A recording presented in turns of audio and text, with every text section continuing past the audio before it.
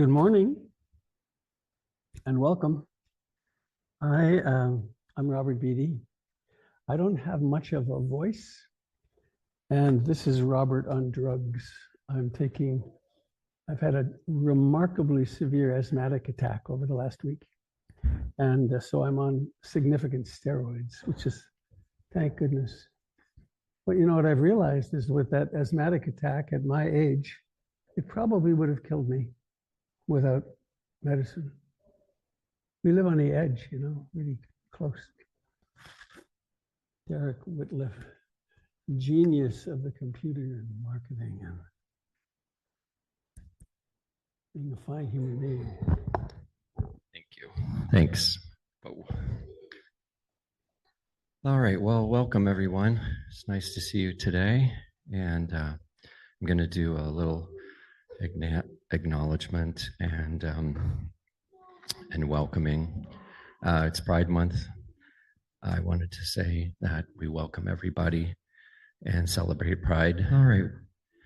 And want to just say that if you're trans, non-binary, gender expansive, you're welcome here. If you're LGBTQIA or anything else, you're welcome here. And it's important that we acknowledge everyone's pronouns, and mine are he and him. So thank you. I have a shaky right hand. You may remember me from before. I want to also acknowledge that we are on indigenous land, unceded land, from many different indigenous peoples in the area along the Willamette and the Columbia River.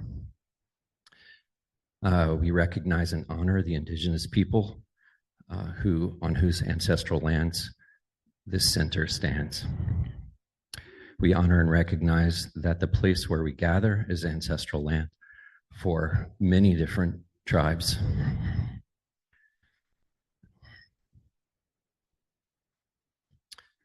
And we're grateful for the stewardship of these lands and acknowledge the benefit we continue to receive. We're committed to remain mindful of and make ongoing efforts to recognize their knowledge, creativity, and resilience. I also want to say that we welcome every age, ethnicity, cultural heritage, religious background, socioeconomic group, ability, sexual orientation, and gender identity here at PIMC. And I welcome all of you. Thank you. Thank you, Derek. Okay. Thank you, Derek. Can you hear me with my croak? Is it coming through okay?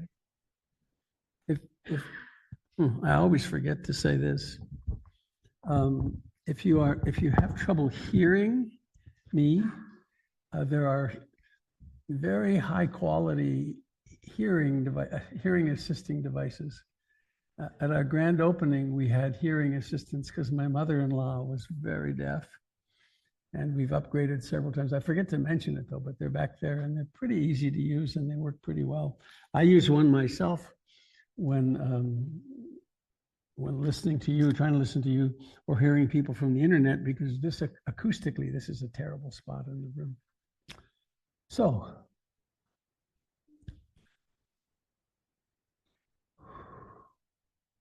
just in case anyone is worried about the paper and pencil that was given out, this is not a test. We just want your age, rank, and serial number. No, I'm going to actually ask you if you have a question you would like to pose, and if you just put it, write it, and oops, oh, thank you. Yeah, good. And maybe, yeah, what should we do with it? Why don't we put Jim, would you put the Donna bowl over, not under the TV, seems a bit yucky. Just over here on the, yeah, just down there. if you, during or after Jim is finished, if you'd like to just put it in there, I will take a peek at them, and I may or may not be able to address them today, but they will give me help. It's a little hard to know, where are you at? What is it you want to know when I'm giving Dharma talks? So,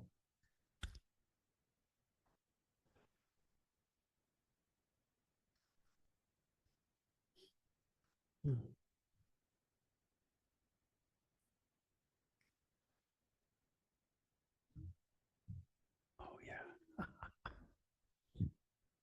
I had an idea on the way over, and yes. Oh, Noelle, shall we send you and the kids out? Thank you. Noelle is the founder and creatrix of our children's program, and she will take parents and children out to their happy ground today, right now.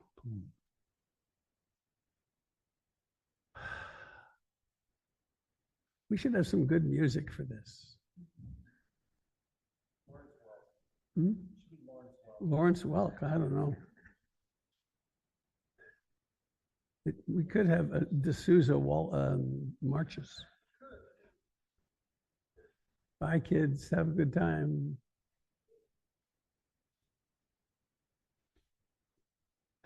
So, my friends, I invite you to breathe with me.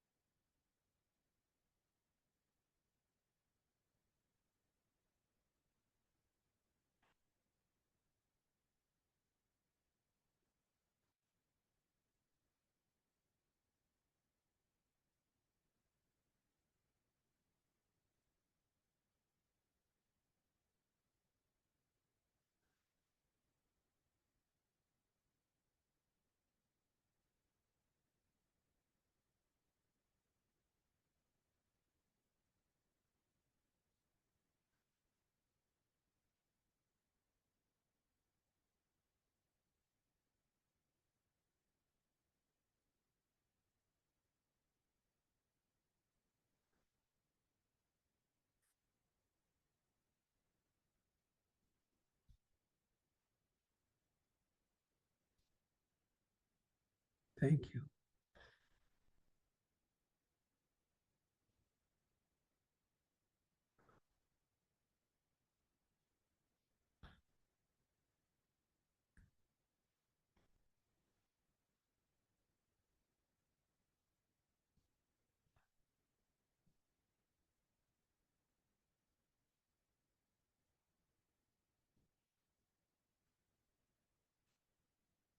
Well, thank you for coming. It's a lot to do on a Sunday morning to choose to come here.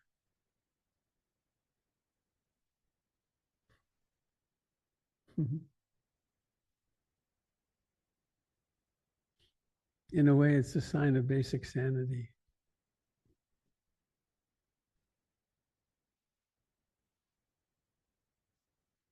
I've been through a pretty rough last 2 weeks. Oh, thank you, Paul.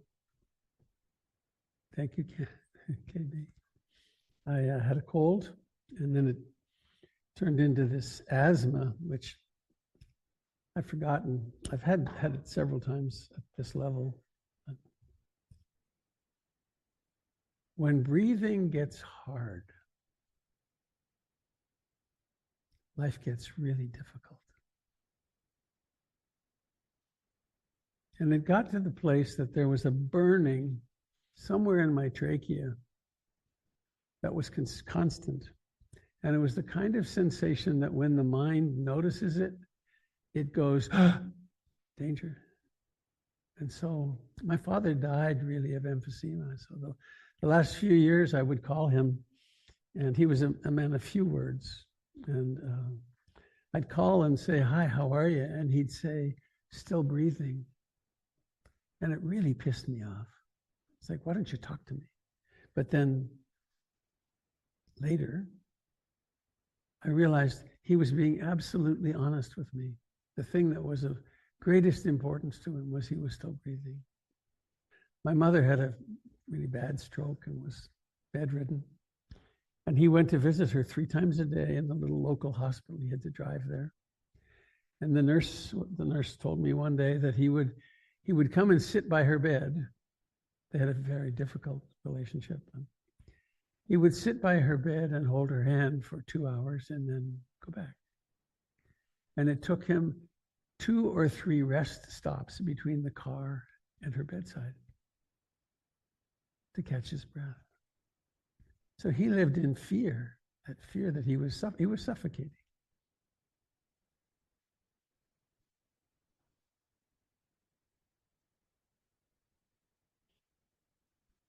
So we use the breath here now as a home base to be in the present moment.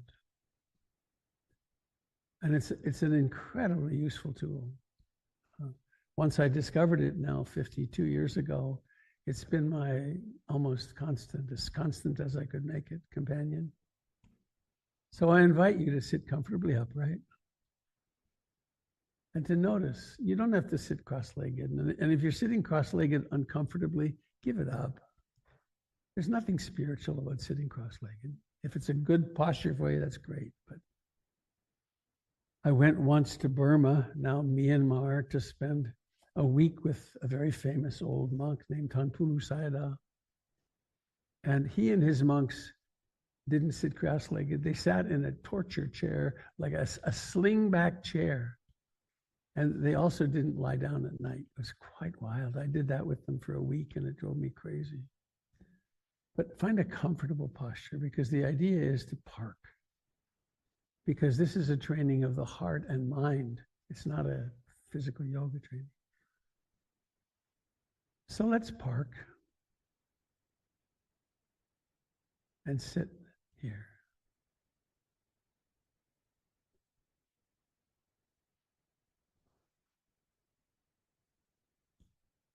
I like to mention the first breath.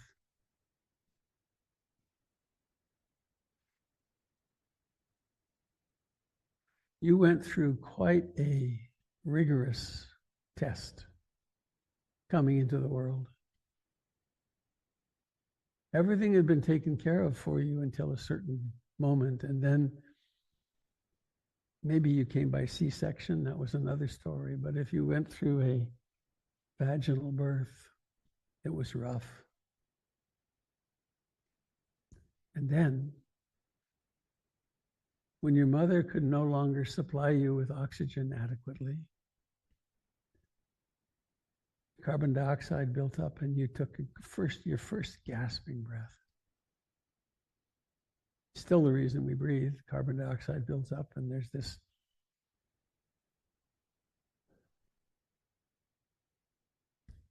And so now, after all these years, millions of breaths, come home to this one. To this very aliveness now.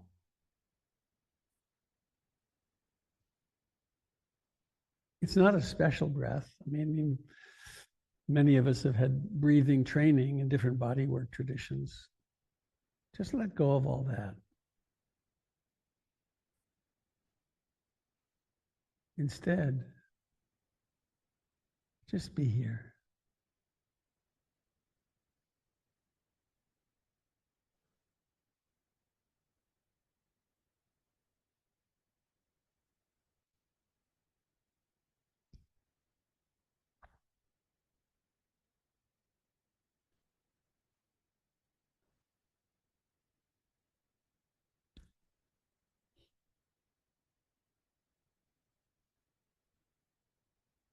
In attending to breathing like this,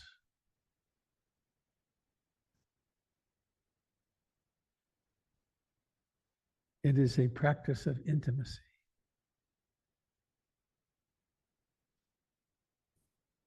How closely can mind and the sensations of breathing meet?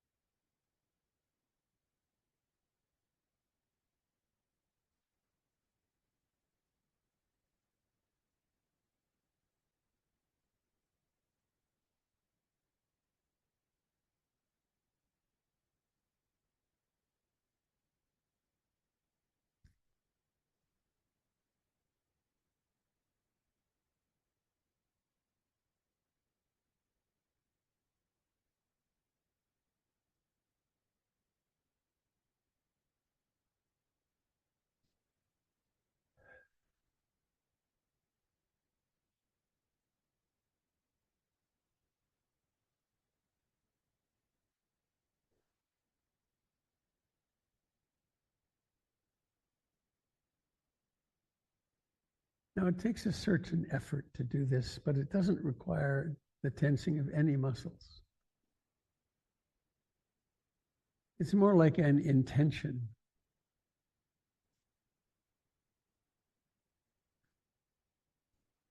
There don't need to be words to it, but the words might be something like, I intend to attend to be present intimately with this breath whenever I can.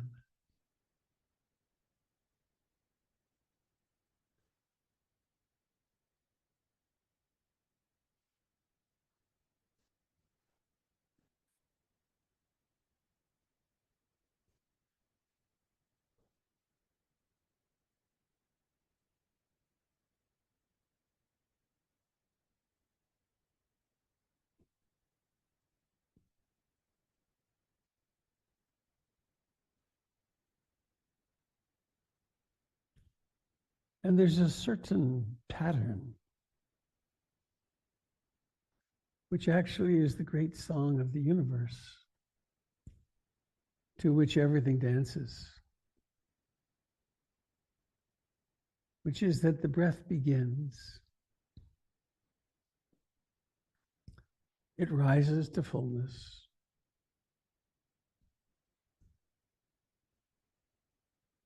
It declines. And it vanishes.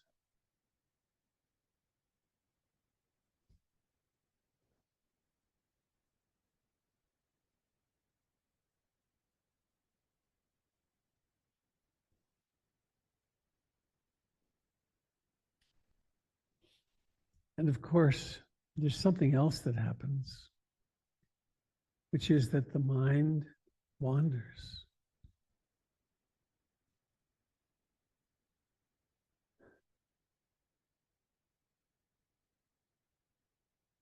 And we fall into profound trance states. We fall into the past and future.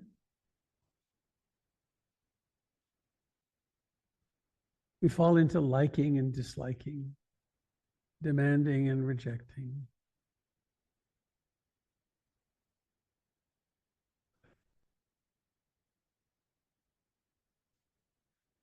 We fall into restlessness and agitation, sleepy dullness, doubt.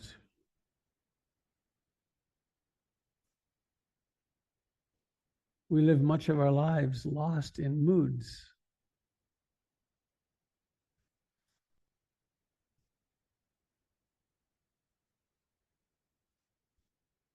But way back 2,600 years ago, the Buddha who was an ordinary human being, just exactly like us,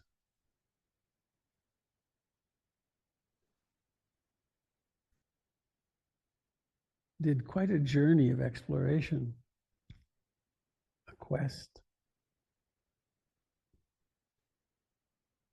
and discovered something that he then taught for 40 some years, which is alive here as a possibility today. He woke up. he realized that he wasn't any of those wandering minds. He wasn't any of the stories that his mind told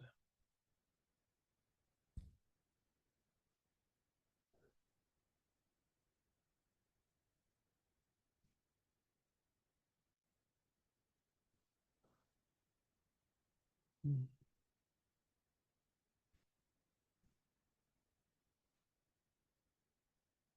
Mm.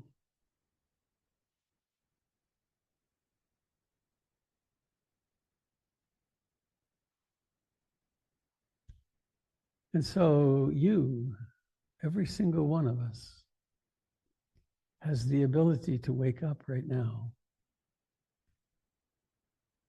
and to notice the reality of in-breathing when the chest and abdomen expand and out-breathing when they contract. That's all.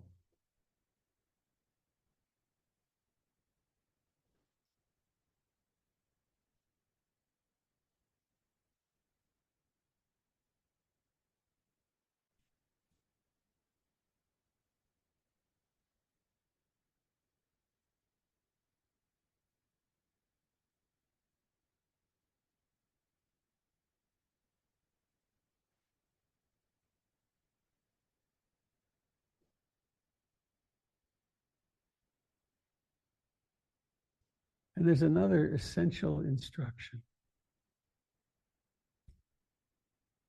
and that is to be kind with yourself.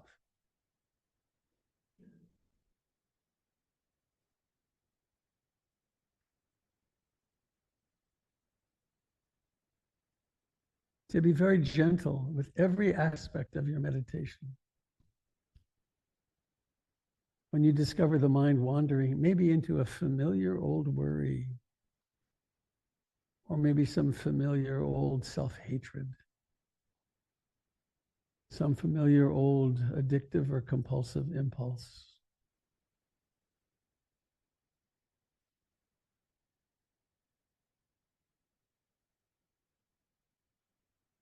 It's the attitude of discovering, oh, human again.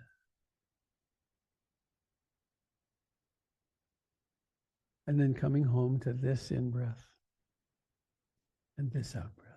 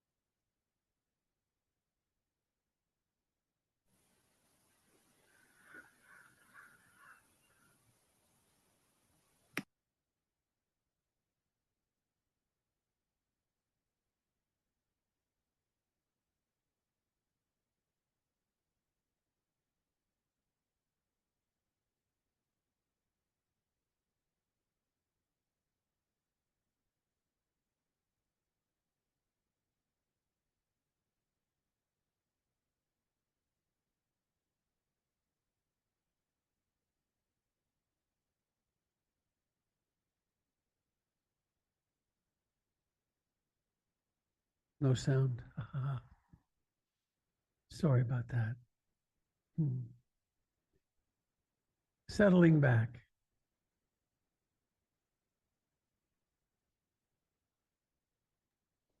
I just said without the mic on that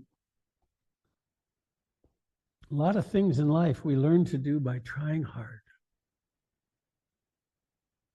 We went to school forever. Tests, judging, scores. There's no way you can do this wrong.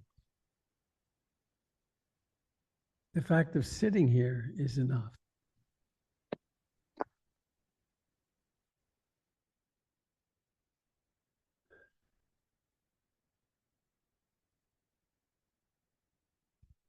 This. What is the experience in this moment?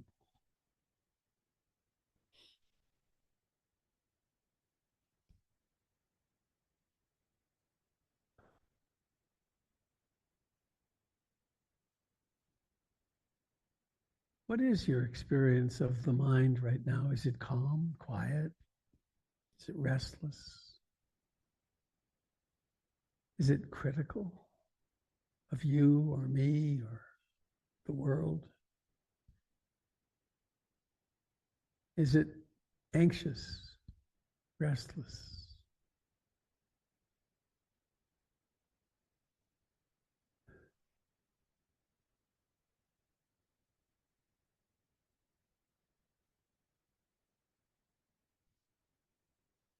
And before or beneath any of the thoughts, there's this body that sits here. And it breathes.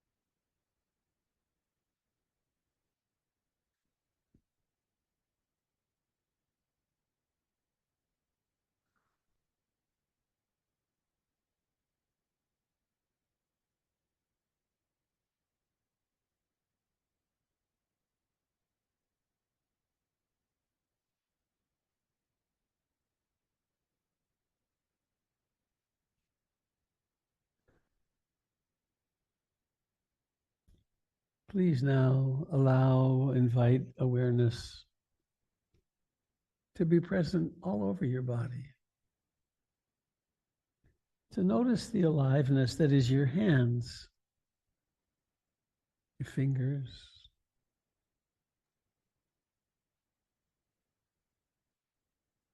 the aliveness that is your feet,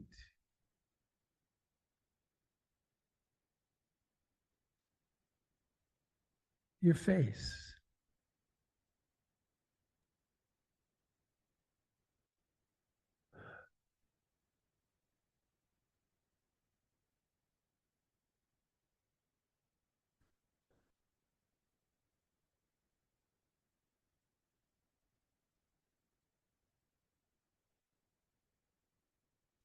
What is your attitude toward this body, this one of a kind ever in the universe body?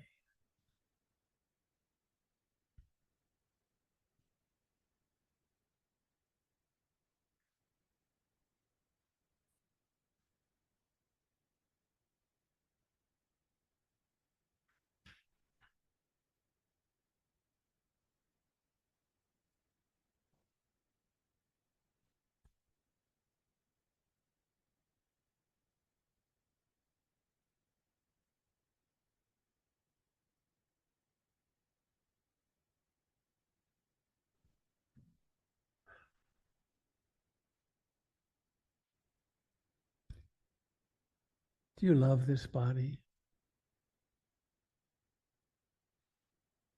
Do you honor it with fine self-care?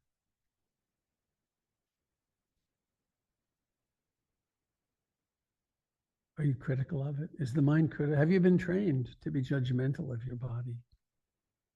Too this, too that, too tall, too short, too heavy, too light, disproportionate.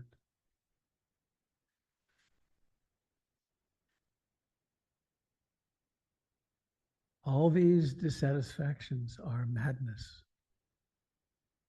They're malware. And the epidemic of this is beyond monumental. It's everywhere.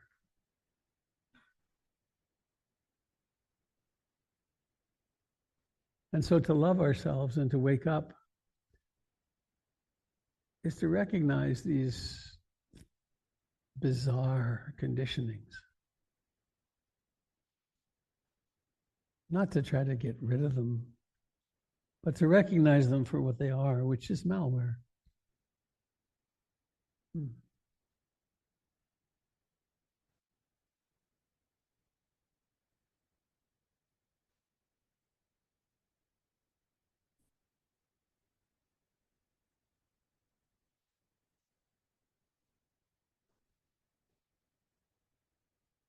Paul.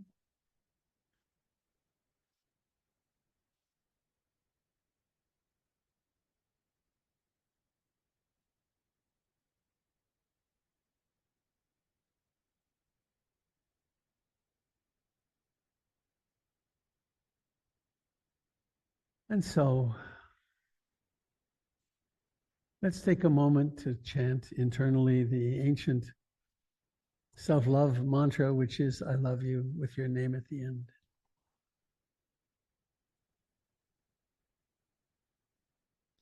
It's very simple. I love you with your name. Sometimes it lands with a clank. Doesn't even make sense.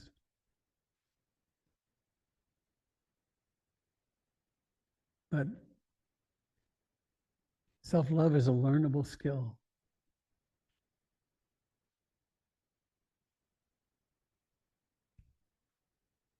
It's just our natural state.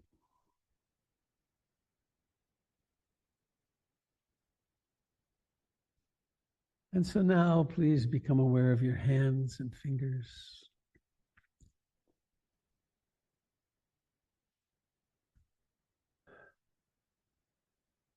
Notice the life in your throat, in your face. The face is so alive.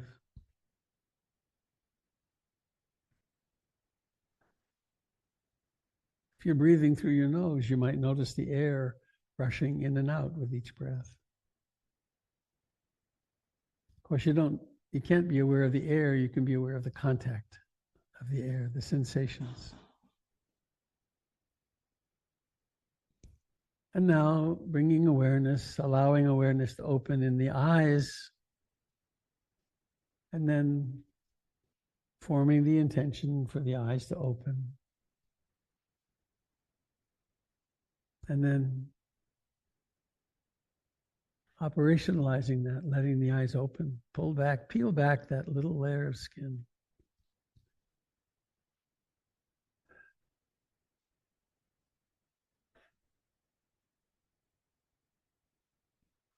and notice what happens. We have a word for it, but if you stay before the word, something happens.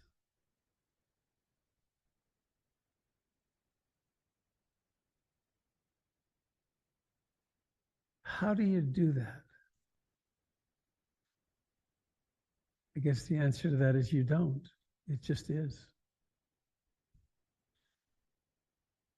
Seeing.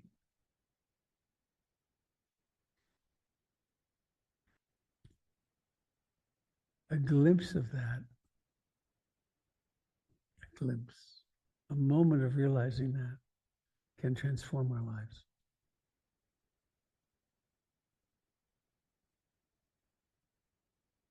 And please, to the degree that you're comfortable with it, I invite you to look around the room and see the other humans that are here.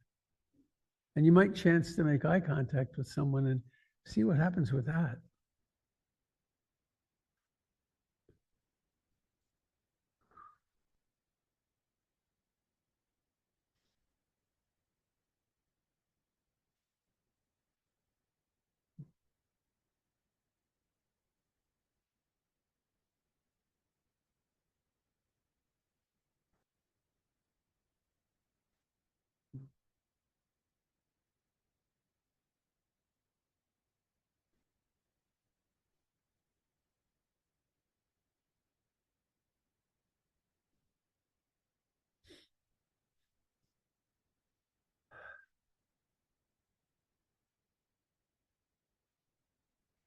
Anybody here for the first time today?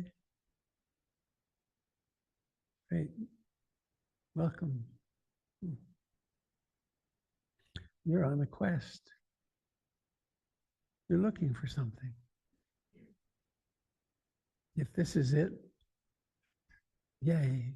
If this isn't it, keep looking, because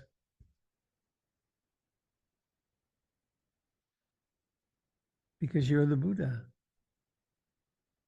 having discovered that there's something not quite fulfilling in life and setting off on your journey or continuing on your journey. And Portland is a rich place for spiritual training and practice.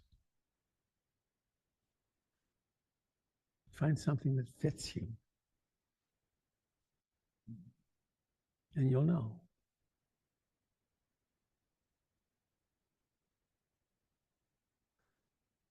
I have a few announcements.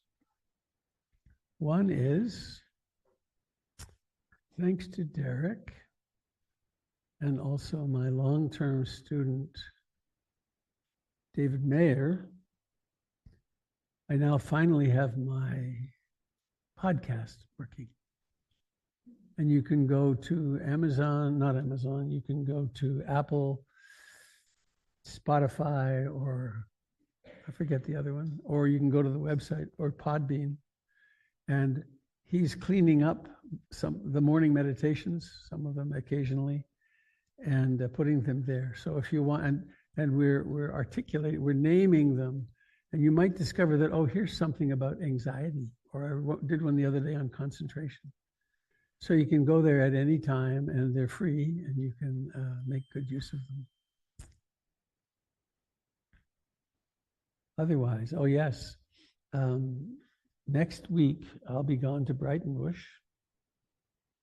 Paul is going with me to help, and Vic Anantha, next generation teachers here. And the morning sessions will all be filled, and I'm not sure who's teaching next Sunday, but there's someone.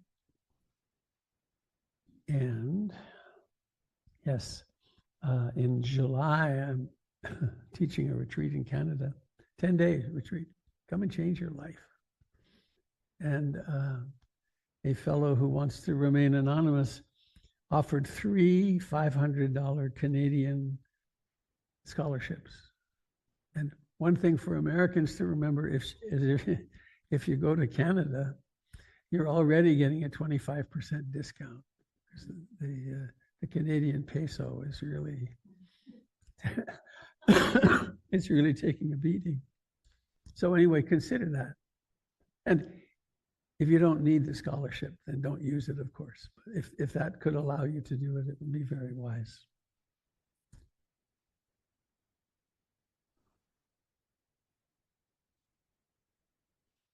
We have a Donna, well, the Donna Bowl is multi-purpose right now.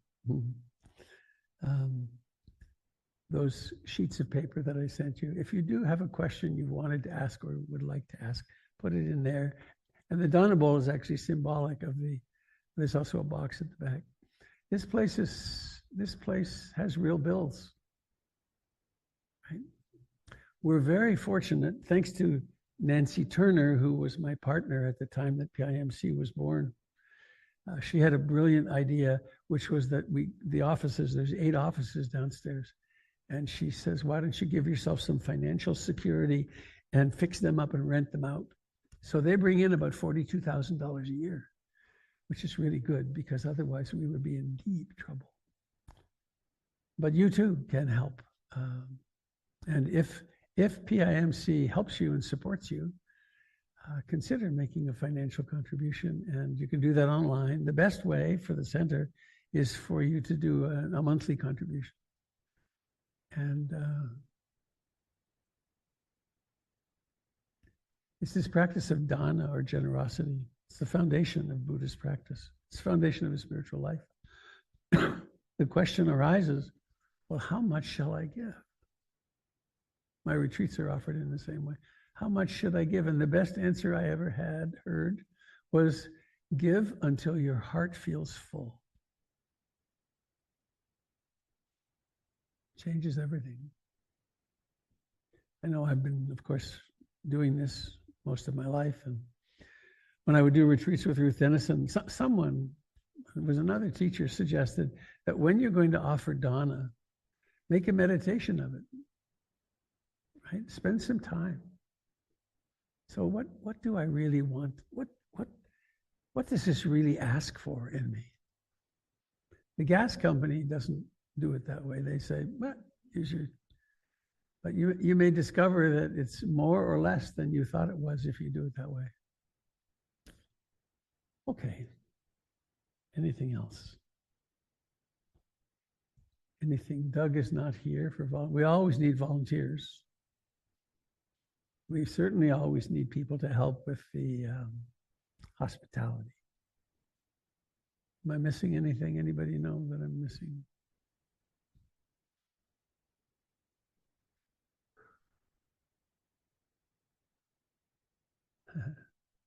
I was tempted just now to apologize for my voice. What a ridiculous thing. I'm sorry that my body is doing whatever the hell it wants. So it wants to cough right now. I'm going to wait.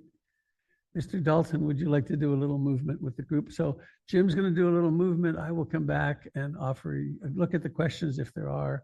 And I have I think, a very important short Dharma talk to offer as well. Mr. Dalton.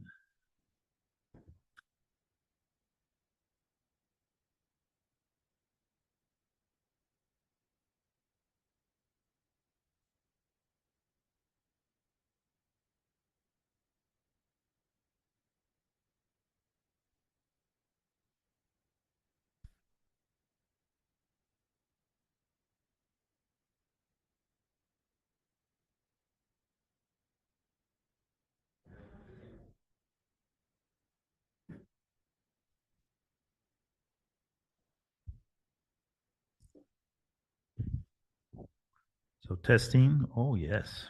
Testing. 1, 2, 3.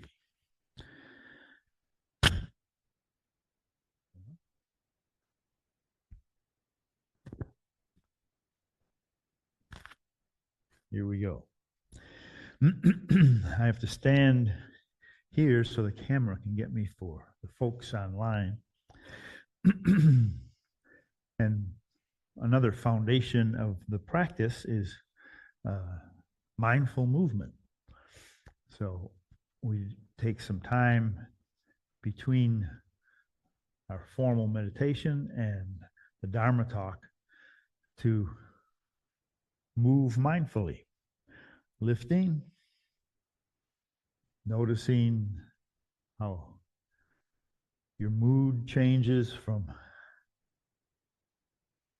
wondering what's coming next to, oh, this is easy. This is not harmful or difficult. You may feel new sensations that you weren't aware of when you were sitting, especially sitting still for a long period of time. Your attention goes to something called mindfulness insight. But another aspect of mindfulness is mindful moving, lifting, opening. Again, watch how the mood changes with different gestures. Thoughts arise, sensations arise. Sometimes we have a real clear perception of beginning, traveling, and ending. Beginning, traveling, and ending. That's an insight into impermanence.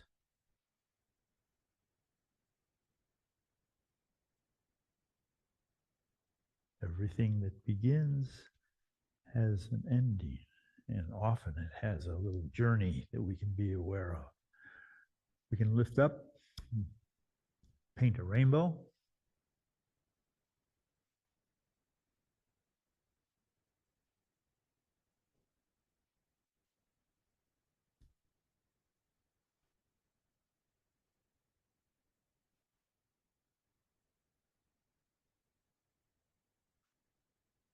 And after we paint a rainbow, then we sink, cross the wrists, and separate clouds.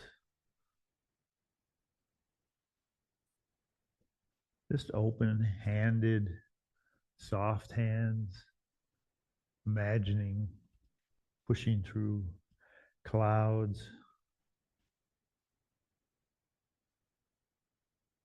And then waking up the spine that was so still while we sat. Push and pull. And there's a special posture or gesture with it.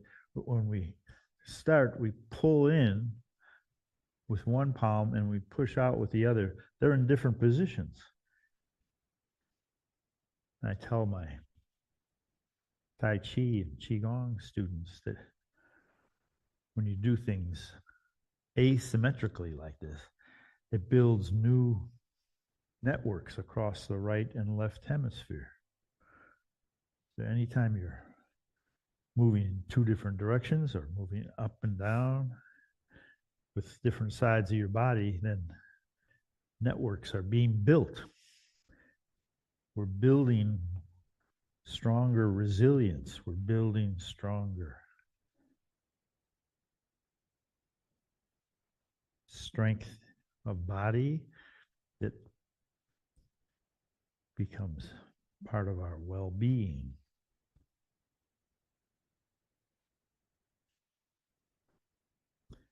Lifting across, we lift the heel. So there's a big difference between the left side and the right side of the body right now.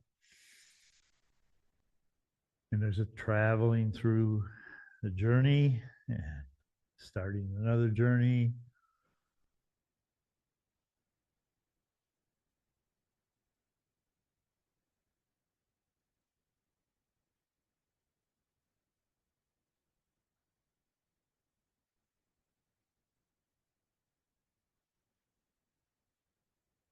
Anicca, impermanence. Everything that has a beginning has an ending. Reaching out and pressing towards the corner. Notice the difference between the engagement of one leg and the other. Just that little bit of weight in a weird position is building networks. And you never know if you're in Portland when it's rainy in the fall. The slippery leaves might be covering a curb that you can't see, and you have to do one of these positions that's built into your muscle memory and save you from harm. Everything's working together. Now we're going to move our hands across as clouds, lifting up and looking at our palm, and then letting the other hand travel like a shadow underneath in touch with the earth. And this reminds us that the purpose of the deeper purpose of our lives is to serve one another and bring energy from the heavens and from the earth into the human family in service. Looks like a simple little gesture, but especially done in groups, it strengthens our well-being, but it also connects us into a dynamic community. Take a breath, step out and watch how the weight shifts. One leg feels different than the other. Engaging, splashing in the sea.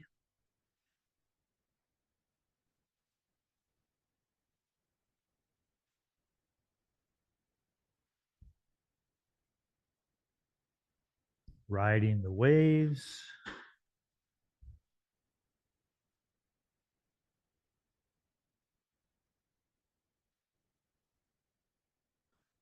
Hearing the symphony of the floorboards. People online can't hear it, but it's here. Opening the wings like a pigeon that's been all curled up overnight. Now the sun rises and the pigeon airs out its wings, and then we slowly turn and splash in the sea.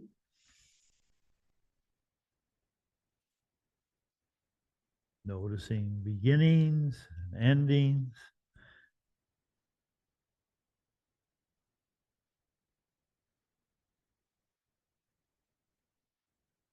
Noticing the engagement of the legs.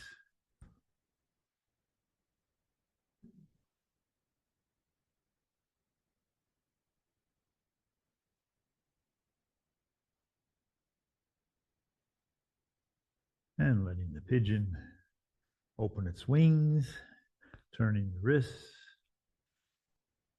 This turning pumps energy from the center of the body out to the hands.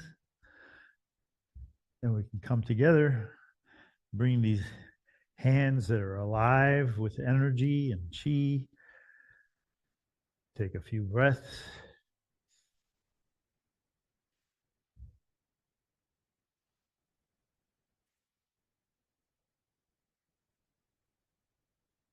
And then reach to the sky. Bring energy down.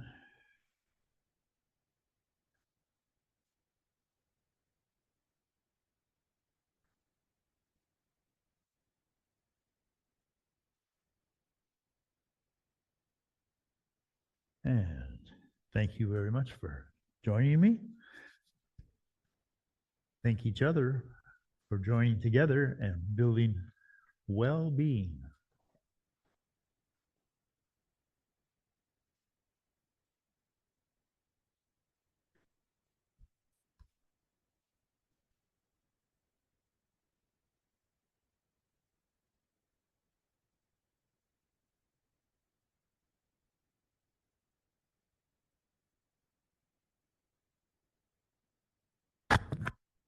So our multi-purpose Bowl has questions and some cash.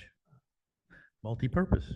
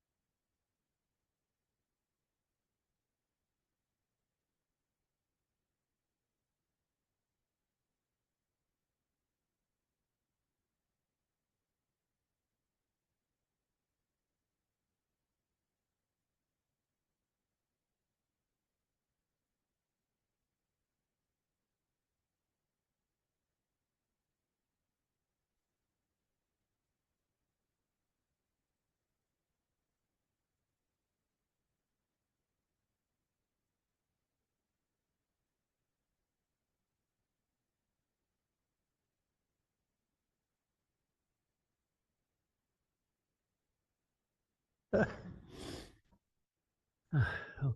Oh, would you grab that for me?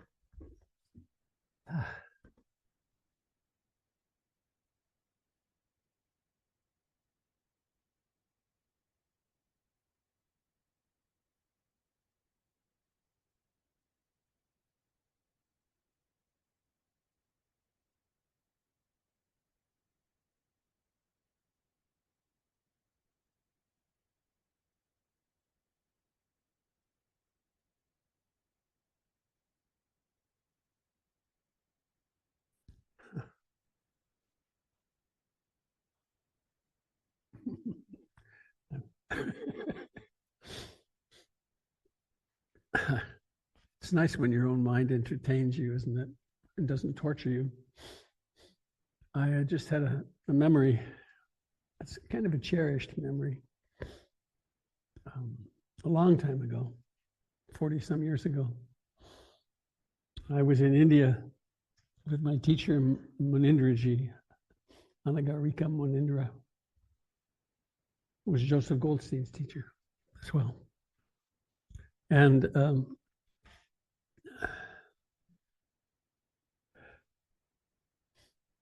we were in Bodh Gaya, the center of the Buddhist world, where the Buddha attained his enlightenment. He left. I don't know whether he got, I think he got sick and then left. And I stayed on, and I had another teacher there, a man named,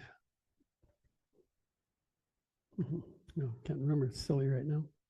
Anyway, he also left and went to Calcutta and basically left me alone. And I was doing 14, 16 hours a day of meditation. And one evening, it was dark and I was doing walking meditation, and all of a sudden I was stricken by a terrible pain in my back and groin. And I fell to the ground, and I had read a book by the Mahasi Sayadaw about his moment of enlightenment, how he was hit by a terrible pain. And so I thought, well, this is it. The bus has come.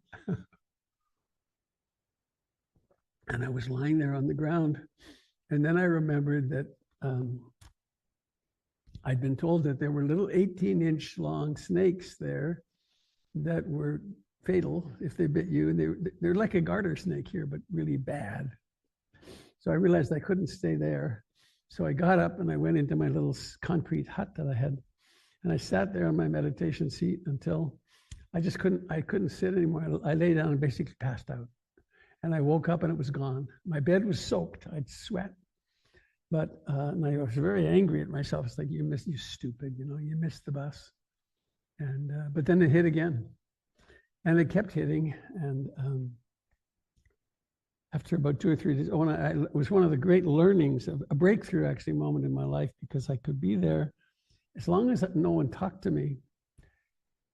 I could be there, and the pain existed as pain, and brilliant, and the thoughts existed. I want my mommy, all that stuff that was happening in the mind, but there was very little suffering. I'd been practicing very intensively for 6 or 8 weeks, but after 3 days, there was no medical care in that little village at all. After 3 days, there was a young monk there who basically said, "You need to go home." So I disrobed and I got on the train to Calcutta, and I went to the Mahabodhi Society where Munindraji was staying, and he had terrible pneumonia. And I went to see a Western trained doctor, and about 30 seconds into my reciting my symptoms, he said, "Have you ever heard of kidney stones?" And ultimately the stone passed. It was about this big. It had jagged corners. But the image that came to mind here before was of, and he told me to drink at least 2 gallons of water a day, the doctor did, to see if we could flush it out. And I was doing that, so I had to pee all the time. And in the middle of the night, I'm not sure why this is funny, Manindra and I would pass each other. He'd be coughing and have gone to the bathroom, and he would say every time, "Disgusting. This body is disgusting." He did survive, and so did I. I passed the stone. But all that came from one moment of thought. Here I was coughing, and I remembered Manindra. Oh, so let me read these and see if there's something I can address today.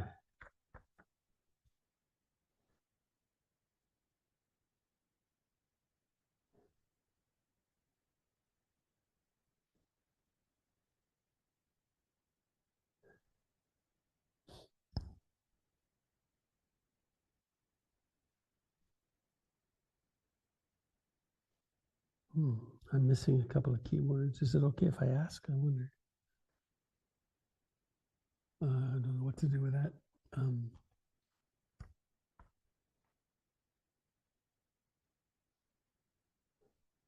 Oh.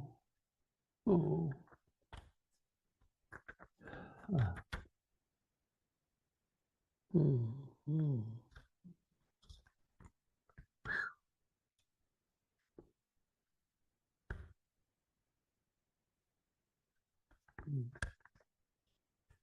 Well, this is a 2-week course.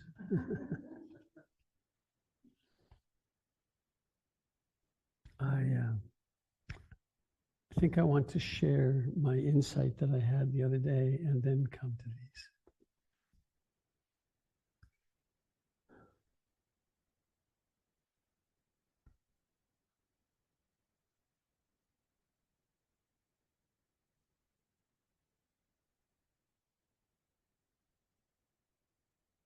Noelle was hesitant to let the kids out because they could make some noise.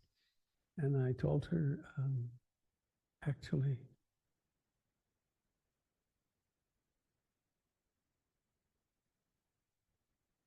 to live in a place where children are safe and they can play and make happy playing noises is a great blessing.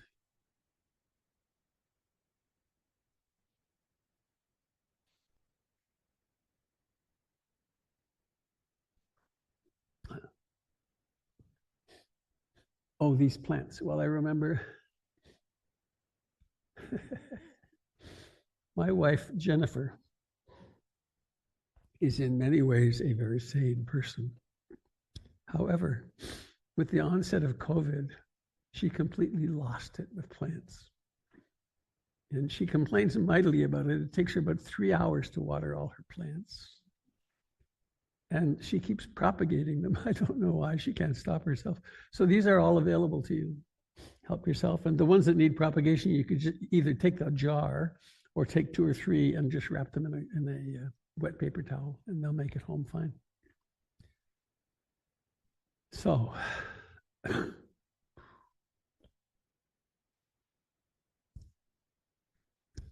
I'm teaching a class here. We've had 4 sessions. There's 4 more on the 4 noble truths. The 4 ennobling truths, because we become noble, we become kind as we understand them.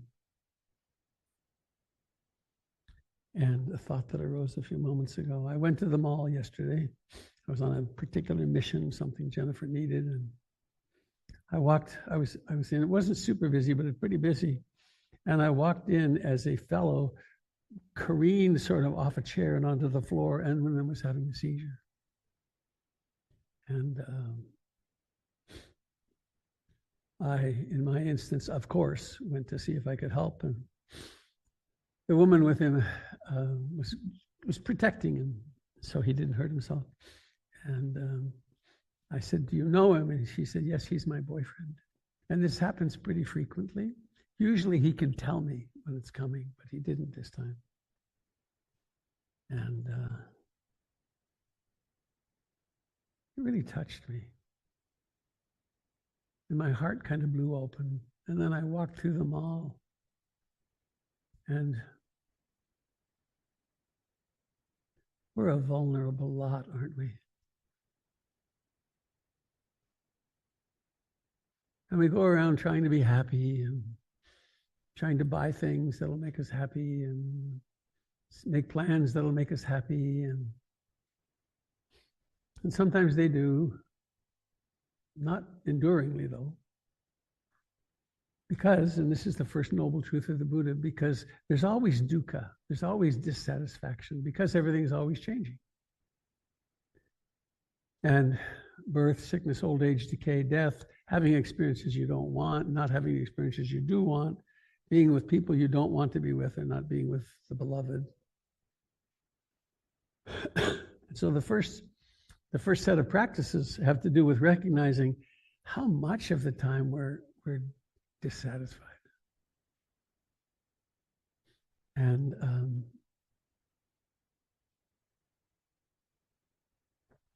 there are sometimes when dissatisfaction is inevitable. And while I avoid the topic mostly, I am going to say one word: Gaza. Or the Congo. We live in this little island. Or asthma. So things are really unstable. And we really want to be happy and to get along with each other. And we do the best we can. And there's some really important skills. And there do come times when there's nothing we can do but accept what's happening. Remember that famous old Irish prayer? One piece out of it is, God, grant me the serenity to accept the things I cannot change, the courage to change the things I can, and the wisdom to know the difference. The Buddhist teachings are all about that. So the Four Noble Truths are the doorway into that. First off is to recognize how much dukkha there is in your life. And it's not,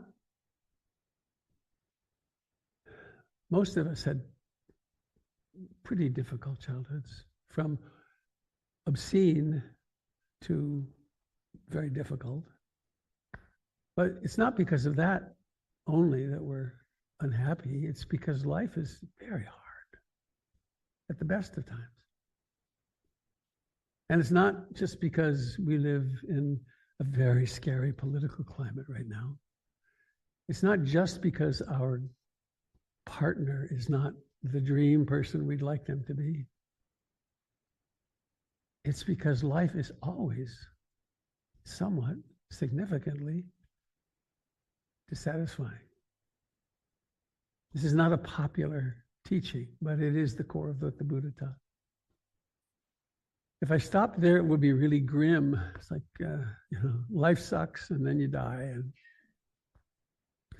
But the Buddha didn't stop there. He went on to ask himself, what's causing this? Why is there so much turmoil in the mind? Why is there so much depression and anxiety? And he figured out something very liberating, actually not very liberating, was that it's not the circumstances, it's not even the pain in the chest that is causing the suffering. What's causing the suffering is the inability to accept it as it is. And excitingly, we can learn to accept the unacceptable. And that's the second ennobling truth, is that we notice, what is it in me that's creating this suffering?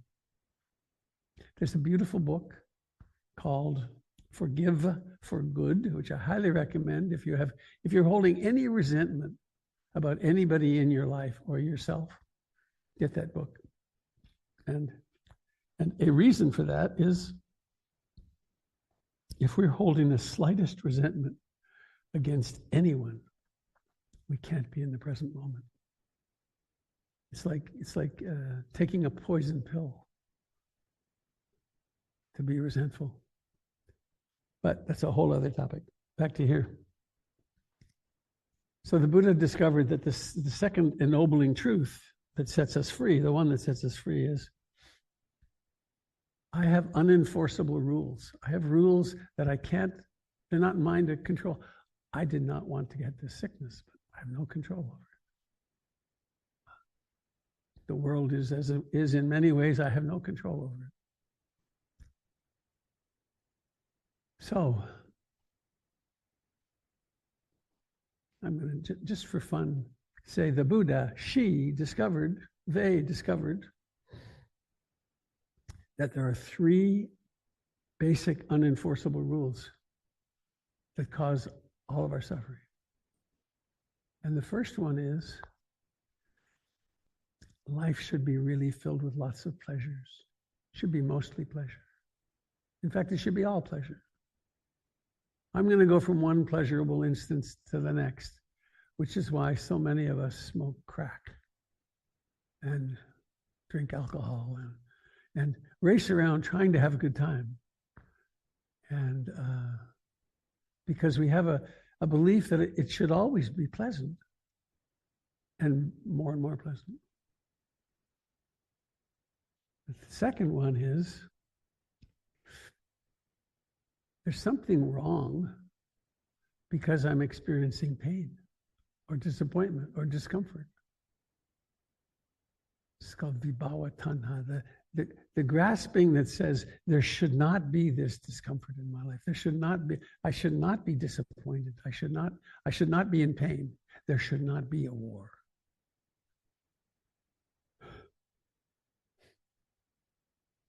You seeing how this sets us up for constant suffering? Plus I'm a mammal. You're mammals. We're actually animals. Strange. And as a living being, I am wired to seek pleasure and avoid pain. Otherwise, I wouldn't have survived. Something I learned a while back. Leprosy. The problem with leprosy is that the hand and feet go completely numb, and then the people don't notice when they get injured. And also they would put it in fire to cauterize it. If we lose the capacity to feel, we get very badly damaged. Also true with our psychological and emotional nature. If we lose the capacity to feel and to sense what's happening with the people around us, we become outrageous. Some people like that run for president. So, there's a third cause of suffering that I had this wonderful, momentous insight into the other day. It's called becoming. I want to become something different. This moment is not adequate, so I'm going to become something. And this mind does that all the time. And I caught it the other. When insights happen, they come without thinking, and they're just like, whoa. I was on my way to Home Depot. I had a couple of projects to do, and it's something I love to do. There's a place here in town called Vox, V-O-X, and you can go hire almost always Hispanic laborers, and it's great. They're wonderful folks, and I was going to pick them up and had a timeline, and I was on my way to Home Depot, and I made one of the corners, and all of a sudden I realized I'm rushing. And I'm not even here. I'm there picking up these guys late, and I'm feeling bad about that. And I'm in my anxiety state. That's becoming. And I believe this being is conditioned to do that most of the time. And I bet you are too. That when I get this project finished, when I have this conversation I need to do, or when I get this pleasure, or when I get rid of this sickness, when I get there, I'm going to be okay. I'll be happy. I'll be content. But mostly, I never get there. I'm always planning on.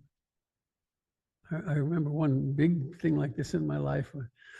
It was not easy for my first wife and I to get pregnant. And it was like, oh boy, can't, oh, we want this baby. And it was hard. It was very difficult, very challenging. And then finally, the baby came. I was like, oh boy, won't it be great? Won't it be great to be done with diapers? And then won't it be great? And then they were off to college. They wouldn't even text. Won't it be great when they come home for Thanksgiving? Well, they come home for Thanksgiving and they're out with their friends. So this becoming, I invite you to become aware. Oh, and what happened? It was just yesterday. Good grief, yeah, it was yesterday. I fell into the present moment with that insight.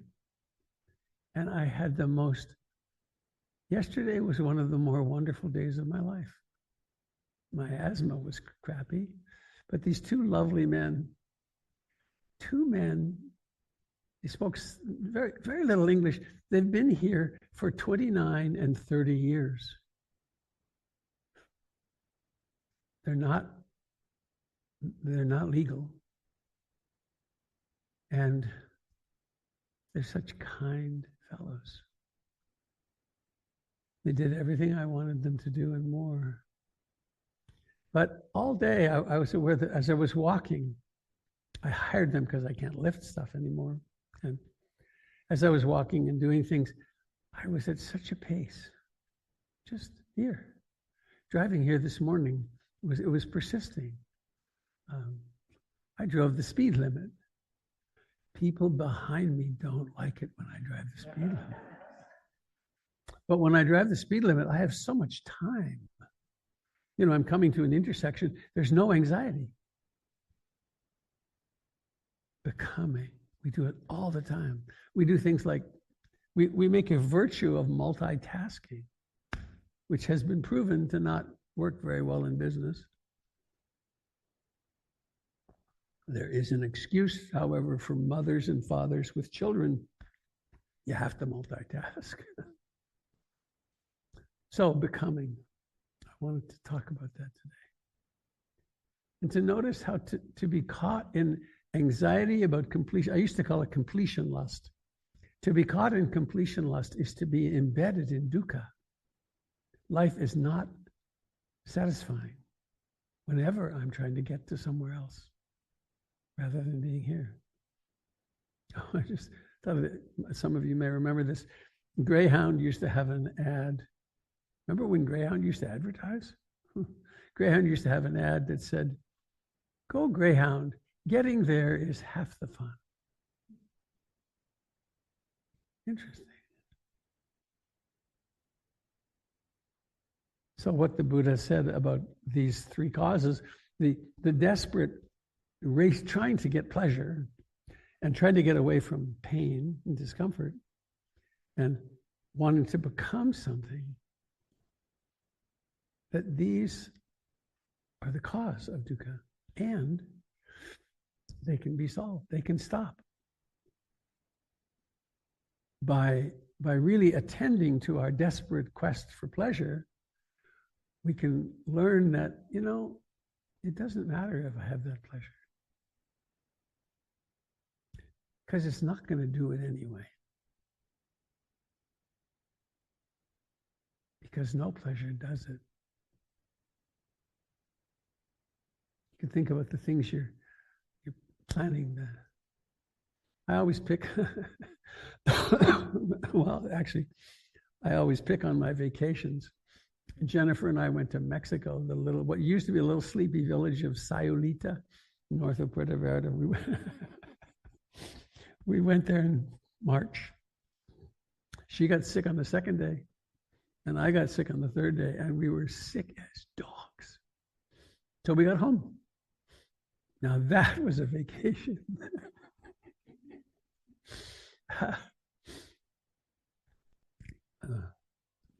a little indulgent anecdote of that. It was such a vacation that one of the high points that was hilarious was we needed to change the sheets.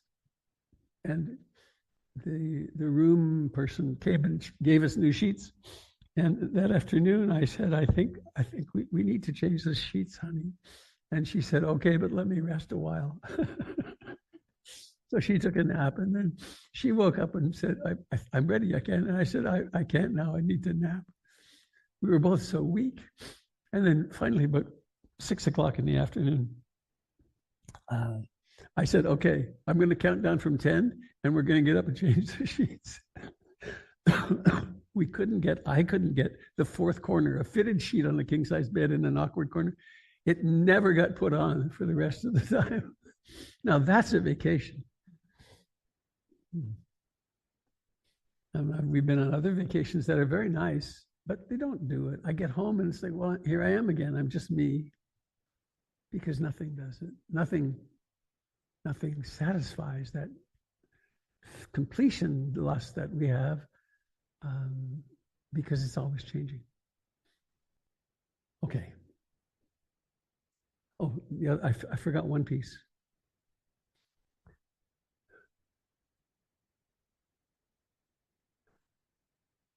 I'm not going to ask you to put up your hands, but you'll know the answer to this. Have you ever been suicidal? Have you ever felt like ending it? Have you ever had a plan? I have.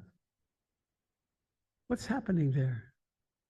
The depression is so bad, the abandonment is so deep, the childhood trauma is so activated that we just want to end it. That's the vibhava tanha. That's the, I don't want to experience this. So there's this desperate wanting and desperate wanting not, and then this becoming. And that's the piece I wanted to share, particularly with you today, because you can watch it in your life and watch how it makes you dissatisfied.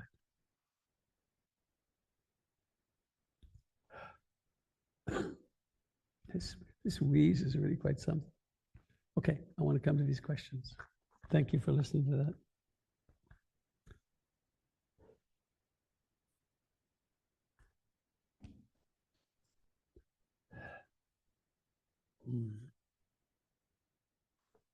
Well, these two fit together pretty beautifully. Turn off the microphone.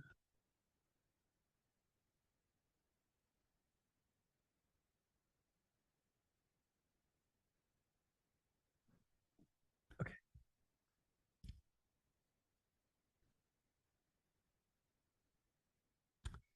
I am afraid to meditate alone or be alone with my thoughts. My history is awful. PTSD, complex PTSD. How can I get over this? How to become less reactive? How to best manage loss in our lifetime?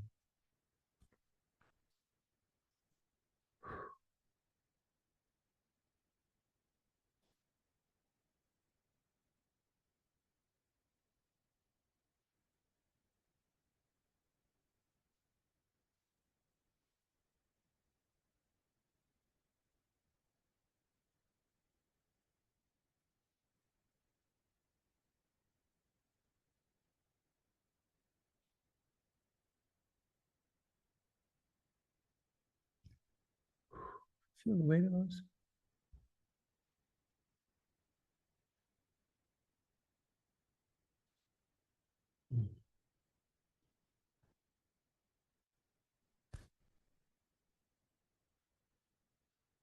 Seems almost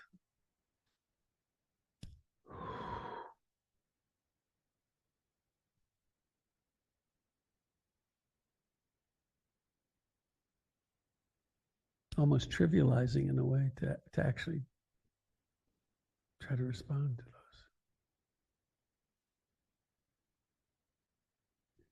Every single one of us in this room are carrying a huge burden of trauma, loss.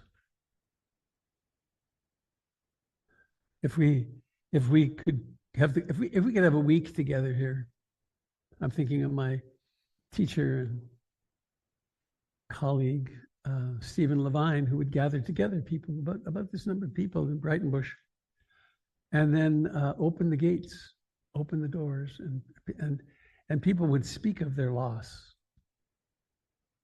And it was stunning. Because when we speak of our loss, we trigger each other.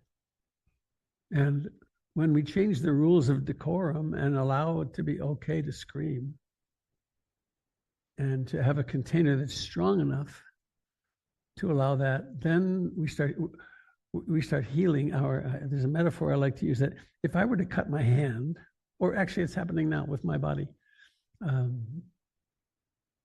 I've been prone to asthma. Mostly it hasn't been bad in the last 20 years, but I'm getting some help, a lot of help, from a hefty dose of steroids right now. But the body's doing the healing. If I cut myself, the body heals. I don't know how to heal my body. And we have to keep it clean, and we have to do, sometimes we have medications that can help support it.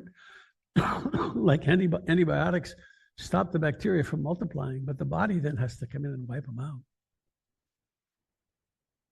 So the same is true with the psyche. You know, those old memories or old feelings, or there's things that keep coming in, they're like a pain, they keep intruding. That's it. It's just trying to heal. It's looking for the love and compassion that wasn't there at the time of the trauma. So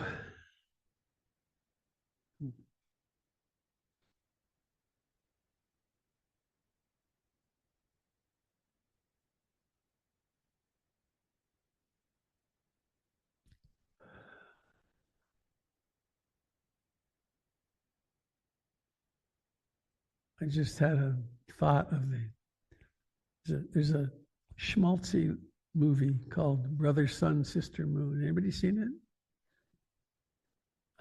It's the story of St. Francis. There's a song in it, Brother, Sun, Sister. It's this is a great voice to sing it in.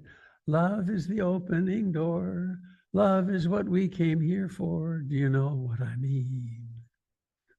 The healing of PTSD and trauma is always love. What do we need? I need love. You need love.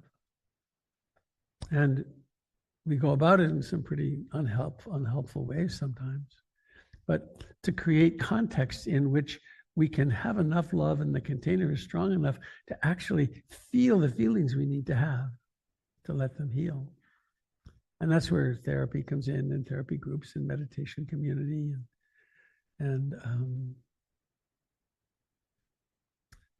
if you can't meditate alone, sitting probably, I would say, you can do walking meditation. You can go for walks in the woods. The Buddha recommended actually an antidote for restlessness and agitation is to go be in the forest. Go be outdoors. Choose a primary, if you ever go to the gym, choose one thing, like your hand on an elliptical machine, or like your breath, or if you ride a bicycle, be aware of your feet. Come back to the present moment again and again, and get out of that, the craziness of the wandering mind, because it's insane.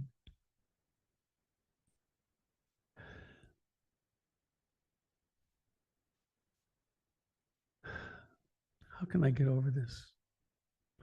Find a place where you can be loved and loving. We do it in our culture. We call it therapy. We have people, I've done that for most of my life. We have people who we pay in so that they can devote their lives to being, I mean, this is at the best end of therapy. We pay people to allow them to devote their lives to being present in a loving, skillful way. It's not like we're buying their services, we're buying their time. And we need to select carefully, because there are a lot of really crappy therapists. So much harm is done by unskillful therapists. they've got one theory and they follow that theory and they don't pay attention. If you're seeing a therapist and you don't feel loved there, really seen, get out. I mean, that'll come up. Of course you will. We'll go through a space like that. But if it isn't a nourishing, then don't stay.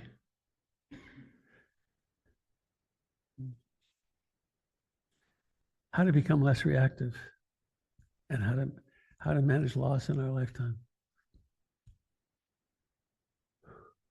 There's going to be so much loss. There is so much loss already. Remember that first pet? Oh God, I had a tragic loss in my family.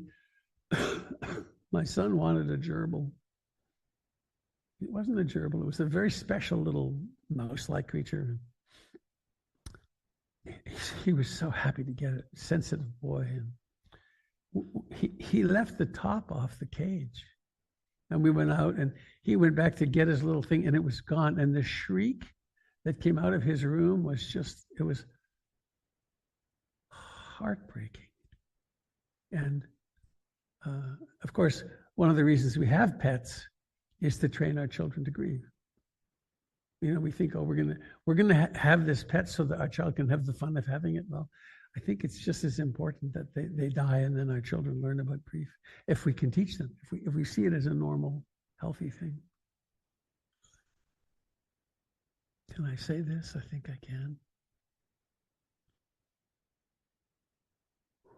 I was at my daughter's apartment 2 or 3 years ago. She was in one of those places here in town where there's like 6 or 8 little apartments with a grassy place between. Anyway, there was an apartment just across the way, and it was summertime, and all of a sudden there was this incredible blood-curdling scream of a woman's voice. And I went to the door, and I was going to go over, but then there were already neighbors in, and as she kept screaming and screaming, I thought, oh, Christ, her baby's died. And that's what it was. Her baby died. The EMTs came, and I talked to them a little bit. They said, this is the worst, right? And they go right into the middle of those circumstances. So you've already had so much loss. You may be in the middle of it right now, a big one. What to do? Turn toward it. Cut your drinking back, cut your marijuana back. Find a friend, find a therapist. Go to a group of people who are bereft in that particular way, but turn toward it. Don't run away, because we can run away, and we do very effectively. Turn toward it to the best of your ability, which means do your meditation. Because we can learn to live with the agony of loss, and we also can develop a quality of wisdom in which we realize every relationship ends in separation or death. And we don't have to continue our whole life being shocked. Why did this happen to me? Well, it happened to you because it happens to everybody. And it's happening right now. So this is a wisdom tradition. And I'm going to get interrupted here momentarily. I'm thinking of, I was helped my teacher Munindra one time here in America, teacher retreat, and he read a little letter, short. It was from a woman in Australia who said something like, it was a brief little letter. She said, "Dear Munindraji, I want to thank you for that time I spent with you in Bodh Gaya, because the realizations that I had with you have changed my life. My life partner of 24 years died a month ago. And while I've been sad and I miss him, I forget how she put it, but she hadn't been blown out of the water. Because as she said, because I understood when I was with you the truth of anicca, of impermanence. And also she said, I don't know what happened when I was with you, but since I've come home, people keep coming to talk to me, and I don't do anything special. I just talk to them and they feel better. So this is called insight meditation because we have insight into our psychological and emotional processes and also into the great truths, anicca, dukkha, anatta, anicca, impermanence. I said it at the beginning in the guided meditation. Now I'm hurrying. Kids are coming, I got to talk fast. That's becoming.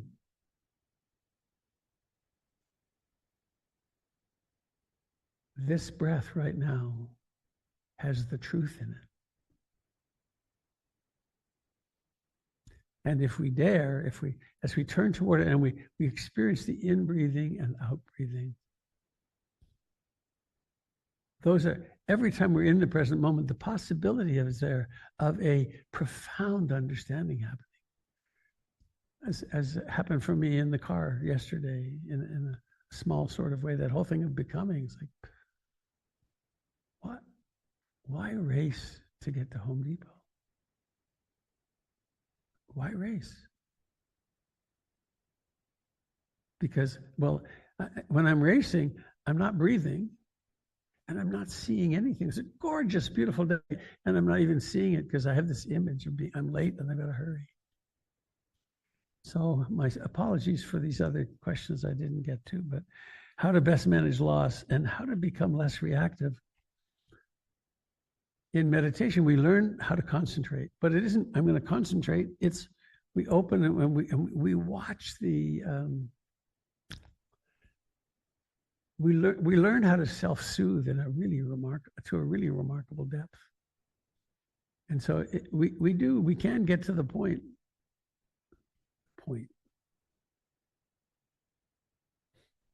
I was saying to a dear friend yesterday, I'm 76 years old. I'm married. We have a challenging marriage. They all are. I was saying to him, I think I'm really making headway on not reacting to Jennifer's emotions. She gets anxious and I get frightened but I'm beginning, it's such an achievement. I'm beginning to be able to allow her to be who she is. That's love. Right? So this is how we become less reactive to our own internal processes by being able to see them. Enough awareness comes in that we can see it. In comes the statement or the,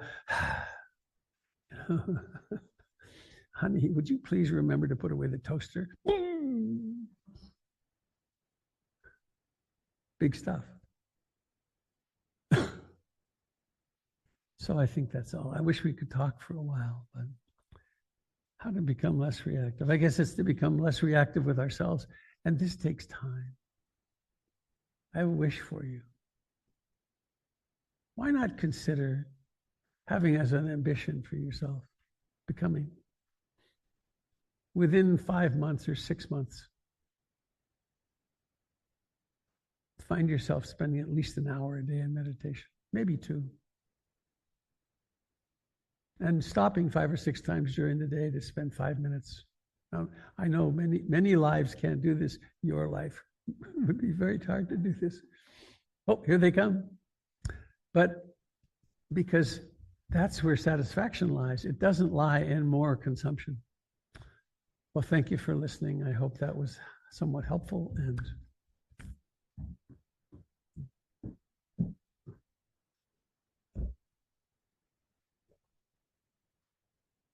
all right. And I do invite any of you pretend grown-ups who would like to be in with the children, please come and join us.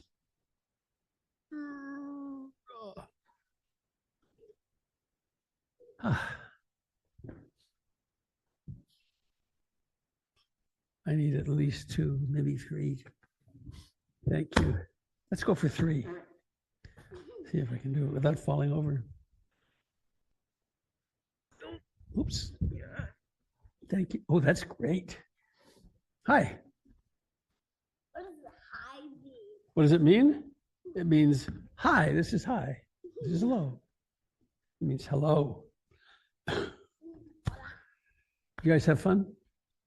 I saw you eating mindfully, being aware of all your senses. Mindfulness. So We have our, oh, look, the cherries are out. There's a cherry tree outside that is hungry to be eaten from. So please, you can get to it on this side of the fence and the other side, I think. Yeah. Help me. So we have a little song we do, May All Beings Be Happy. And may all beings receive all blessings is the actual translation. So do we have a young person who would like to lead us in the song, May All Beings Be Happy? Be helpful because my voice is really in bad shape.